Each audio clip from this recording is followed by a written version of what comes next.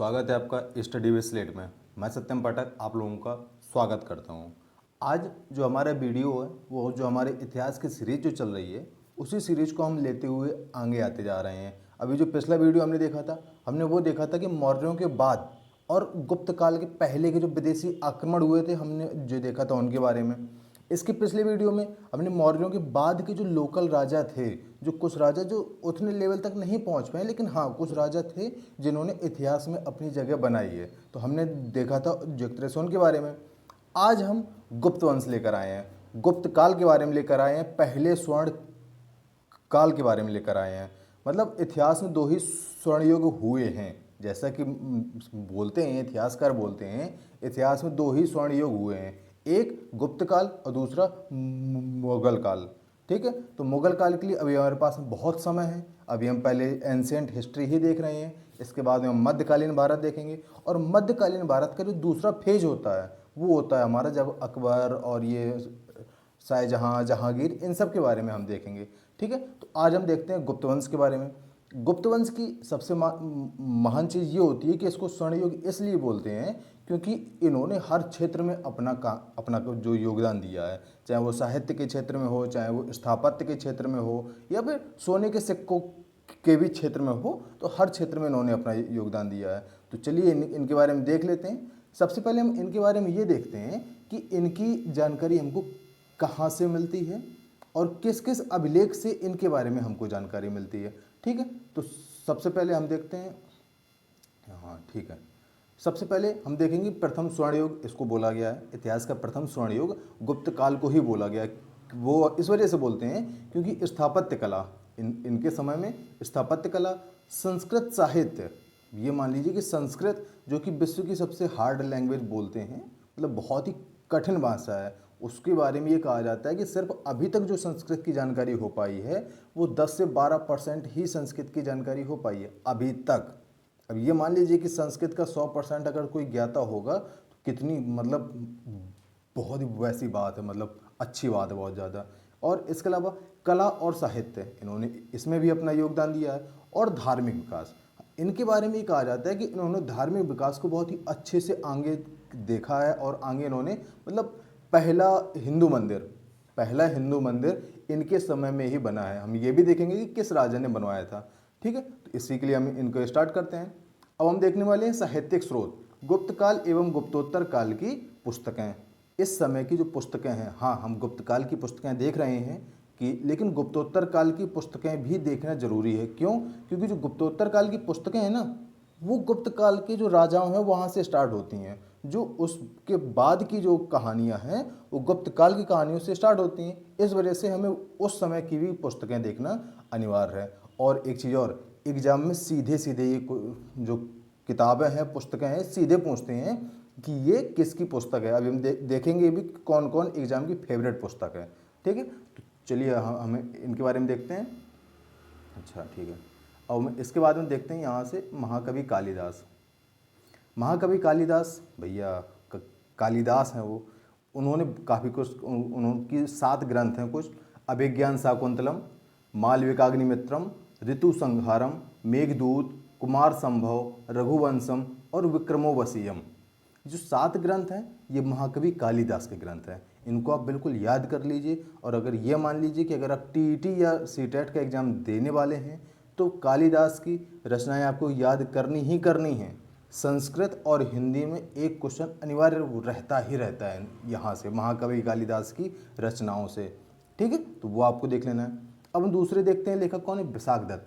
विशाख दत्त की मुद्रा राक्षस और देवी चंद्रगुप्तम, ये दोनों ही बहुत ही महत्वपूर्ण किताबें हैं। ठीक है, वराह मिहिर, वराह मिहिर की है वृहत संहिता और पंच सिद्धांतिका। ठीक है, तो ठंडी आ जाते हैं अब इसके बाद में, उनकी है काव्य दर्शन और 10 कुमार चरितम। ठीक है, इनकी जो पुस्तकें हैं वो कौन है? काव्य दर्शन और 10 कुमार चरितम। इसके बाद में हम देखते हैं बाणभट्ट की। बाणभट्ट की है हर्षचरित और कादम्बरी। बाणभट्ट की है हर्षचरित और कादम्बरी। ये जो बाणभट्ट जी हैं ये गुप्तोत्तर काल के लेखक हैं, उनकी ये किताबें हैं। अगले हैं हर्षवर्धन, नागानंद, रत्नावली और प्रियदर्शिका। इन तीनों को भैया बिल्कुल याद कर डालो बिल्कुल, क्योंकि हर्षवर्धन गुप्तोत्तर काल के एक महान राजा हुए हैं। इनके बारे में हम अभी देखेंगे, ठीक है। तो इनकी ये 3 पुस्तकें हैं, नागानंद, रत्नावली और प्रियदर्शिका। ये खुद राजा थे, इन्होंने खुद इतने बड़े ग्रंथ लिखे हुए हैं, तो इनको जरूर याद कर लो भैया, बिल्कुल। इसके अगले हैं आर्यभट्ट, वही आर्यभट्ट जिन्होंने शून्य का आविष्कार किया, वही हैं ये। सूर्य सिद्धांतिका और आर्यभट्टियम, इनकी 2 पुस्तकें हैं, सूर्य सिद्धांतिका और आर्यभट्टियम। इसके अगले हैं विष्णु शर्मा। विष्णु शर्मा की है पंचतंत्र। इस ग्रंथ को बाइबल के बाद दूसरा सबसे प्रसिद्ध पुस्तक कहा जाता है। पंचतंत्र की जो कहानियां हैं, अगर आपने स्लोगन सुना होगा कि पंचतंत्र की कहानियां हैं, तो इसी की वो कहानियां हैं, पंचतंत्र ही वो कहानियां हैं जिसका ये मान लीजिए कि बाइबल के बाद में, बाइबल आप जैसा कि आप जानते ही हैं, बाइबल के बाद में दूसरी सबसे प्रसिद्ध पुस्तक कोई अगर है तो यही है वो, ठीक है। इसके अगले हैं कात्यायन, ठीक है। इसके अगले हैं कात्यायन, उनकी है कामसूत्र, ठीक है। इसको भी देख लीजिए, काफ़ी फेमस पुस्तक है ये। कमंदक, कमंदक जो लेखक है इनकी है नीति शास्त्र। भास, भास की है चारुदत्ता, अरुभंग और स्वप्न वासव दत्ता, ठीक है। ये जो भास हैं, महान लेखक भास हुए हैं, इनकी है चारुदत्ता, अरुभंग और स्वप्न वासव दत्ता, ठीक है। अगले हैं हमारे वत्स भट्टे। वत्स भट्टी की है रावणवध, आप देख लीजिए बिल्कुल अच्छे से। वत्स भट्टी की है रावणवध। महर्षि पाणिनि, महर्षि पाणिनि जिन्होंने संस्कृत की व्याकरण लिखी, जिन्होंने महर्षि पाणिनि ने, उनकी पुस्तक है अष्टाध्यायी। महर्षि पाणिनि की जो पुस्तक है वो है हमारी अष्टाध्यायी पुस्तक है, ठीक है। और 2-4 हैं कुछ, इसके बाद में अब फिर हम गुप्त काल का देखेंगे। जो हुए हैं फिर हुए कल्हड़ की है राज तरंगणी, ठीक है। कल्हड़ जो लेखक हुए हैं उनकी पुस्तक है राज तरंगणी, ठीक है। अगले हमारे चंद्रगोमी, चंद्रगोमी की है चंद्र व्याकरण, ठीक है। अमर सिंह, अमर सिंह की अमरकोश, ये तो आप देख ही लेंगे, अमर सिंह की अमरकोश। सोमदेव, सोमदेव की है कथा सरित सागर, सोमदेव की है कथा सरित सागर, ठीक है। और अंतिम है क्षेमेंद्र, बृहत कथा मंजरी, अंतिम है क्षेमेंद्र बृहत कथा मंजरी। और भी बहुत सी हैं, लेकिन ये वो हैं जो एग्जाम में कहीं ना कहीं किसी न किसी एग्जाम में आती रहती हैं, उन्हीं को एक जगह संकलित वो करके यहाँ पे लिखा गया है, ठीक है। अब ये तो हो गए भैया ग्रंथ हो गए जहाँ से हमें गुप्त काल के विषय में जानकारी मिलती है। अब हम देखते हैं गुप्त वंश के बारे में, ठीक है। तो जो गुप्त वंश है उसके बारे में अब हम देखने वाले हैं कि कौन इसके संस्थापक थे, कैसे कैसे कौन महान राजा हुए और ये इतने फेमस क्यों हुए, वो भी हम देखने वाले हैं, ठीक है।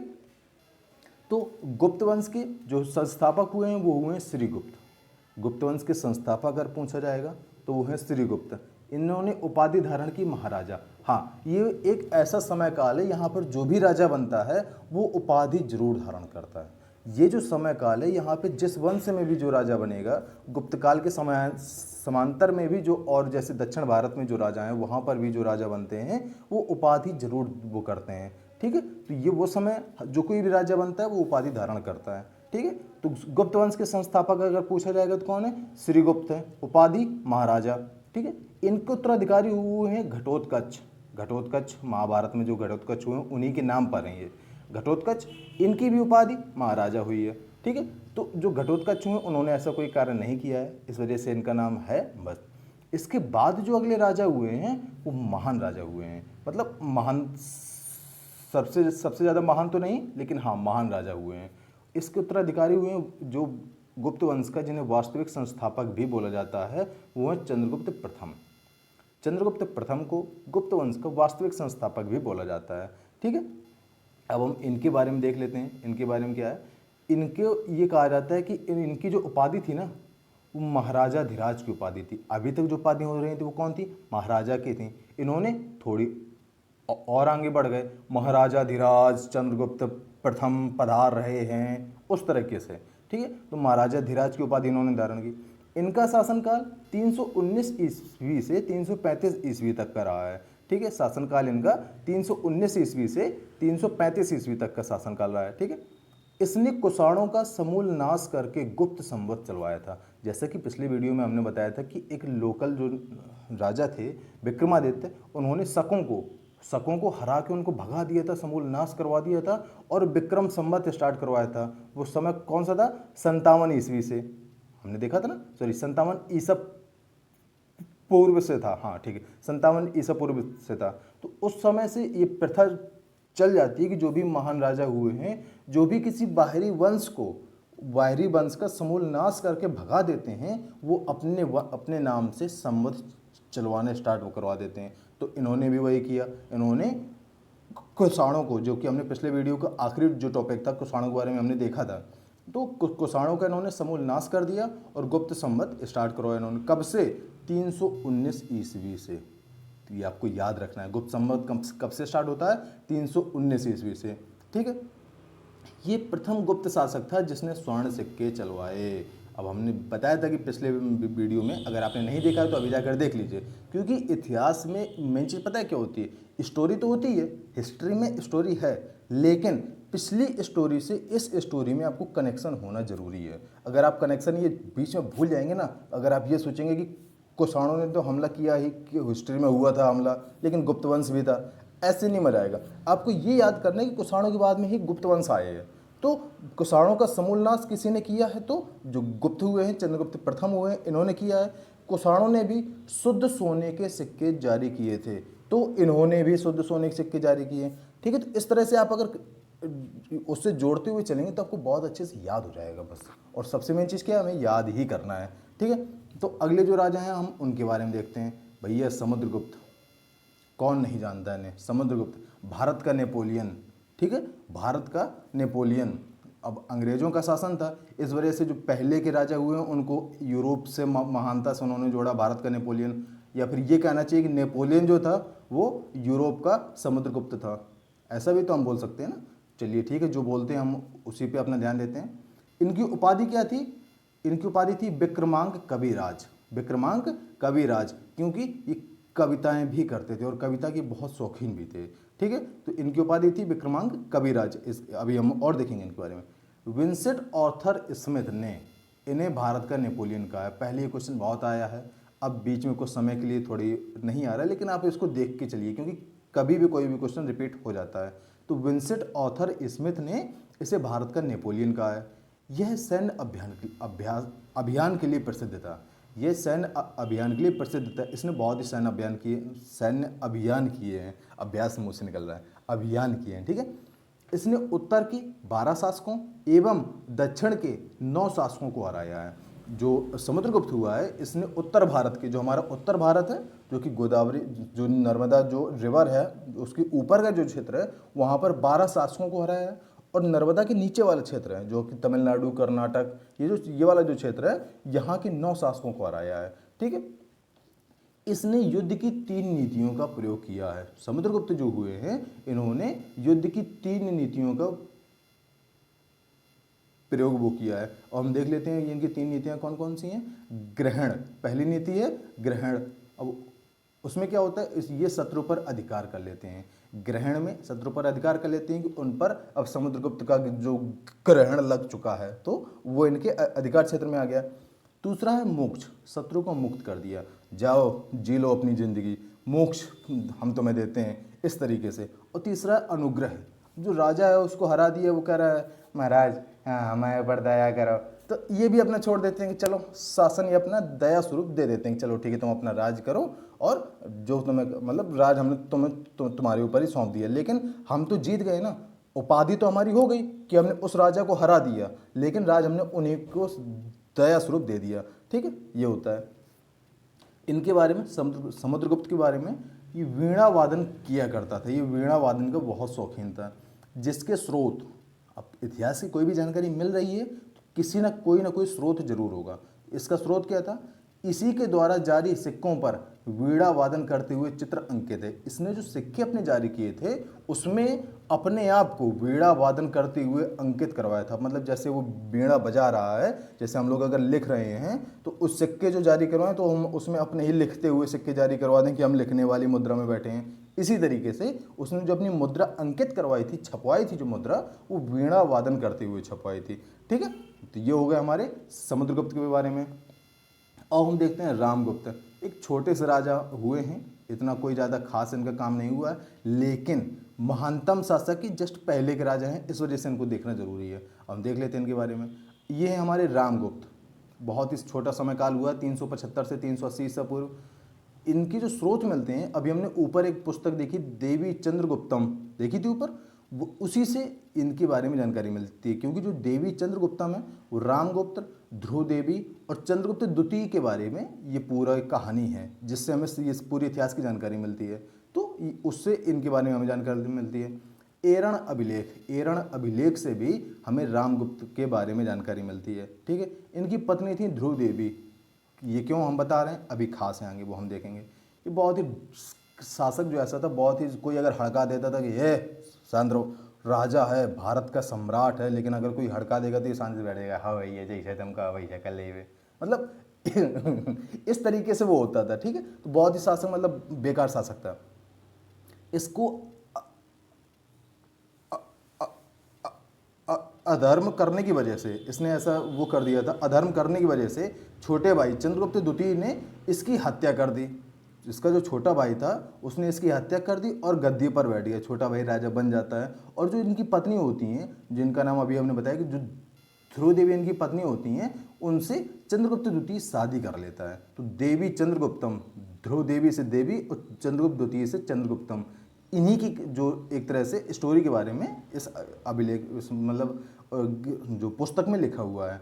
ठीक है, तो अब हम देखते हैं गुप्त काल के महानतम शासक के बारे में। गुप्त काल का महानतम शासक, ये मान के चलिए कि सबसे ज़्यादा महान यही शासक हुआ है। क्यों, इसकी उपाधि देख लीजिए, इसकी उपाधि है विक्रमांक, विक्रमादित्य एवं परम भागवत। अब इसकी विक्रमादित्य उपाधि है, तो आपको अंदाजा ये उपाधि देख के ही लग जाएंगे कि इसने किसी न किसी वंश को भगाया होगा, इसी वजह से इसने ये उपाधि ली है। अभी हम देखेंगे। अन्य नाम इसके हैं देवगुप्त, देवराज एवं देवश्री, जी जो उसके अन्य नाम है। ठीक है, इसने अपनी राजधानी पाटलिपुत्र से उज्जैन परिवर्तित की। आपने अभी तक देखा होगा कि मौर्य वंश की राजधानी कहाँ थी, जो हमारी बिहार, अभी वर्तमान का बिहार राज्य है, वहाँ की जो राजधानी है उसी का नाम पहले पाटलिपुत्र नाम था। तो इनकी राजधानी वहाँ पर थी। तो ये क्या करते हैं, ये अपनी राजधानी परिवर्तित कर देते हैं और उज्जैन पहुँच जाते हैं। महाकालेश्वर की जो नगरी है, एमपी का उज्जैन जो जिला है, अब जिला है, पहले वो उज्जैन मतलब शहर, अभी भी शहर है, तो नॉर्मल सी बात है। तो उज्जैन में अपनी राजधानी वहाँ पे ले जाते हैं। ठीक है, अब इनके बारे में देख लेते हैं कि महान क्यों हुए हैं। इसने साम्राज्य विस्तार के लिए विवाह एवं विजय की नीति अपनाई। इसने साम्राज्य विस्तार के लिए विवाह एवं विजय की नीति अपनाई। फाह्यान चीनी यात्री, फाह्यान ह्वेनसांग, ठीक है, तो फाह्यान चीनी यात्री इसी के शासनकाल में 399 ईस्वी में भारत आया है। सबसे पहले शायद यही आया है, फिर ह्वेनसांग आया है।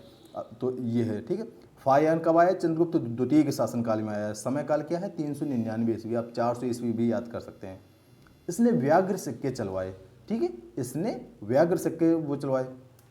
इसने शक राजा पिछली वीडियो में हमने देखा था, शक कौन थे, बाहरी थे। शक राजा रुद्रसेन तीसरे जो थे, रुद्रसेन तृतीय की हत्या करके शक वंश को नष्ट कर दिया एवं विक्रमादित्य की उपाधि धारण की। अगर कोई राजा विक्रमादित्य की उपाधि धारण कर रहा है तो कहीं ना कहीं किसी बाहरी वंश के राजा को मार के उसका समूल नाश करने की कोशिश कर रहा है।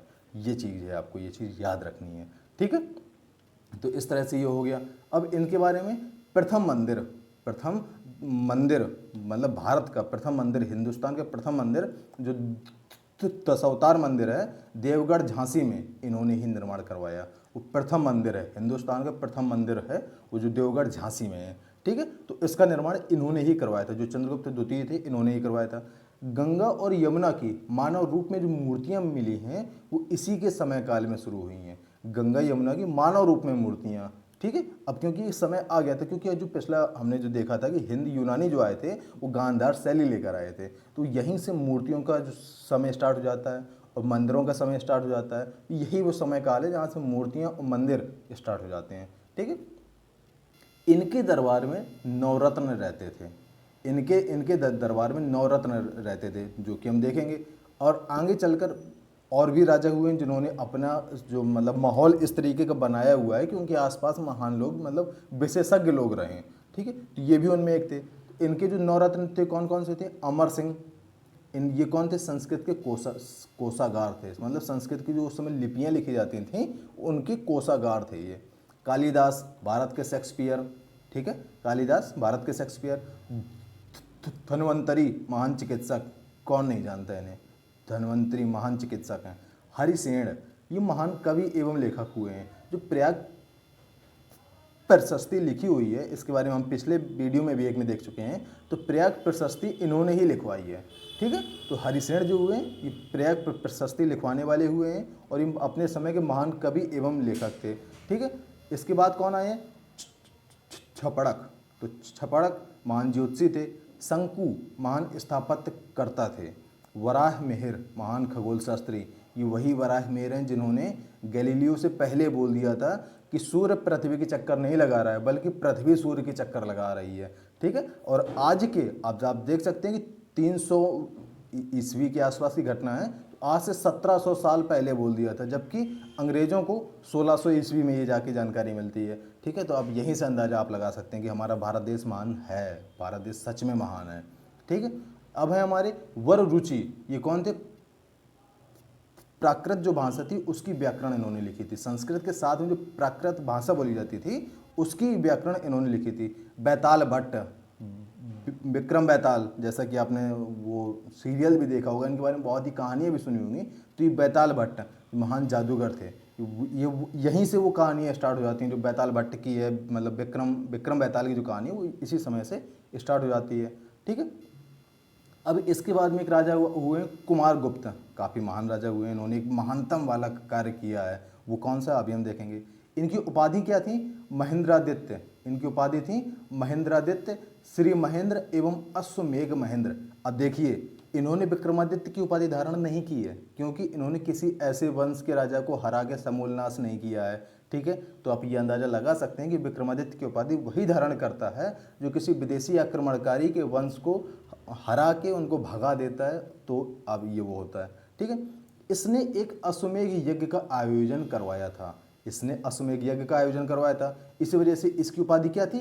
अश्वमेघ महेंद्र, ठीक है। इससे आप अंदाज़ा लगा सकते हैं और अगर क्वेश्चन में ऐसा कुछ आता है तो आप यहाँ से अंदाज़ा लगा के उस अपने क्वेश्चन को सही कर सकते हैं, ठीक है। 413 ईस्वी में इसने नालंदा विश्वविद्यालय की स्थापना करवाई थी। नालंदा विश्वविद्यालय, ठीक है, इसकी स्थापना इसी ने करवाई थी। जो कुमार गुप्त हुए हैं उसी ने इसकी स्थापना करवाई थी, ठीक है। और हम देख लेते हैं, अब हम नालंदा विश्वविद्यालय के बारे में भी थोड़ा सा देख लेते हैं, ठीक। नालंदा विश्वविद्यालय बौद्ध शिक्षा के लिए बनवाया गया था। उस समय बौद्ध धर्म का काफ़ी ज़्यादा फेमस था, तो बौद्ध शिक्षा के लिए बनवाया गया था। इसे ऑक्सफोर्ड ऑफ महायान बौद्ध भी कहते हैं। ऑक्सफोर्ड यूनिवर्सिटी इस समय बोलते हैं ना कि ऑक्सफोर्ड यूनिवर्सिटी विश्व की सबसे अच्छी यूनिवर्सिटी है। तो महायान बौद्ध, जो बौद्ध धर्म की 2 शाखाएं थी ना, महायान, हीनयान, तो जो महायान बौद्ध धर्म की शाखा थी उसकी जो ऑक्सफोर्ड यूनिवर्सिटी है वो नालंदा विश्वविद्यालय है, ठीक है। ये वर्तमान भारत की प्राचीनतम विश्वविद्यालय है। यहाँ पर आपको याद रखना है कि अगर हिंदुस्तान मतलब बंटवारे के पहले का भारत, जब पाकिस्तान, बांग्लादेश और भारत एक ही था, उस समय की अगर प्राचीनतम विश्वविद्यालय बोलते हैं तो वो कौन सा है हमारा? जो अब मुझे फिलहाल याद नहीं आ रहा, जो पाकिस्तान वाले क्षेत्र में है, उसका नाम देखो, मैं उसका नाम जो कमेंट में वो करता हूँ उसका नाम, ठीक है। तो ये अभी का जो वर्तमान भारत है उसकी प्राचीनतम विश्वविद्यालय जो कौन सा है वो नालंदा विश्वविद्यालय ही है, ठीक है। इसके बारे में क्या हुआ था कि 1204 और 5 में मोहम्मद बिन बख्तियार खिलजी ने इसे नष्ट करवा दिया था। बोलते हैं कि इसमें जो ग्रंथ लिखे हुए रखे थे उसमें इस मोहम्मद बिन बख्तियार खिलजी ने, अभी हम इनके बारे में भी देखेंगे अभी आगे चल के, तो इन्होंने उसको नष्ट करवा दिया था। तो ये बोलते हैं कि जब ग्रंथों में आग लगाई गई थी ना तो 6 महीने तक वो आग जली थी, 6 महीने तक, ये कहा जाता है। आप समझ लीजिए कितने ग्रंथ उसमें रखे थे, कितनी बड़ी यूनिवर्सिटी थी वो, ठीक है। अब इसमें क्या हुआ था कि 2016 में इसे विश्व विरासत स्थल घोषित किया गया था। नालंदा विश्वविद्यालय को विश्व विरासत स्थल घोषित किया गया था 2016 में, ठीक है। ये तो हो गया नालंदा विश्वविद्यालय के बारे में। वे कुमार गुप्त के बारे में ये है कि गुप्त काल के सर्वाधिक अभिलेख कुमार गुप्त के काल में ही पाए जाते हैं। ये क्वेश्चन आ चुका है और कभी भी आ सकता है कि सर्वाधिक अभिलेख गुप्त काल के किसके शासनकाल में लिखे गए हैं? तो कुमार गुप्त के शासनकाल में लिखे गए हैं, ठीक है। तो ये तो हुए हमारे कुमार गुप्त हो गए। अब जो अंतिम महान शासक, अब इनके अंतिम महान शासक कहेंगे, अंतिम शासक नहीं लेकिन अंतिम महान शासक, इन्होंने क्या किया, इन्होंने सुदर्शन झील की दूसरी मरम्मत करवाई। सुदर्शन झील जिसकी पहले एक बार बनवाया गया था लेकिन वो काम नहीं हुआ, एक बार दोबारा उसकी मरम्मत हुई, फिर भी उसका काम नहीं हुआ, तो इन्होंने फिर उसकी दूसरी मरम्मत करवाई थी। ठीक है, इन्होंने प्रथम हूणों का आक्रमण, इसके बाद में हूण आए हैं, विदेशी थे, जिनको हम लोग भारतीय भाषा में क्या बोलते हैं, मलेच्छ बोलते हैं। तो प्रथम हूणों का आक्रमण इन्हीं के शासनकाल पे हुआ है। हूणों का राजा कौन था, तोरमाण। जो हूणों का राजा था वो तोरमाण राजा था, उसके शासनकाल में आक्रमण हुआ है, जैसे स्कंदगुप्त हरा देता है। स्कंदगुप्त उस युद्ध में जीत जाता है और हूणों को, मलेच्छों को हरा देता है और भगा देता है। ठीक है, ये गुप्त वंश का अंतिम महान राजा था। ठीक है, इसे कहते हैं कि ये गुप्त वंश का अंतिम महान राजा था। ठीक है, अब अंतिम है कि गुप्त वंश का अंतिम शासक विष्णुगुप्त था, जिसे कुमारगुप्त तीसरे नंबर के भी बोलते हैं। तो विष्णुगुप्त या कुमारगुप्त तीसरे को अंतिम राजा माना जाता है गुप्त वंश का। ठीक है, तो आप इतना ये देख लीजिए कि यहाँ तक का जो वो हुआ है गुप्त काल, गुप्त वंश में इतना ही था, जो कि एग्जाम पॉइंट ऑफ व्यू से काफ़ी ज़्यादा आता है। तो यही आपको देखना था। और अगर आप यहाँ तक आए हैं तो लाइक, सब्सक्राइब और कमेंट जरूर करिए। और आप और इसमें पढ़ने के साथ साथ जो आपको आता है ना, उसको आप कमेंट में करके बताइए कि इसमें ये चीज़ और ऐड हो सकती है। ठीक है, तो जो जैसे मेरा भी इम्प्रूवमेंट होगा और आपका भी इम्प्रूवमेंट होगा। तो आपका बहुत बहुत शुक्रिया, धन्यवाद।